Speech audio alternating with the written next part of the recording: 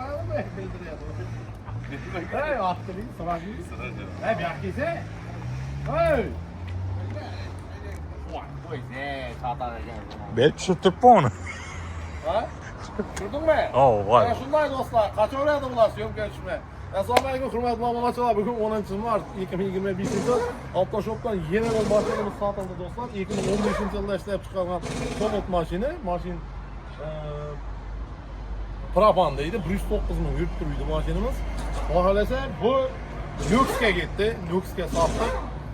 Ağlamama kamera tushdi istemedi. Biri boshqa, biri yana bir ketdi. Biri Shanxadan mana Sirojbek do'stimiz turibdi mana. Xudo xolasa o'zi dastlab ketib olib beradi nasib etsa.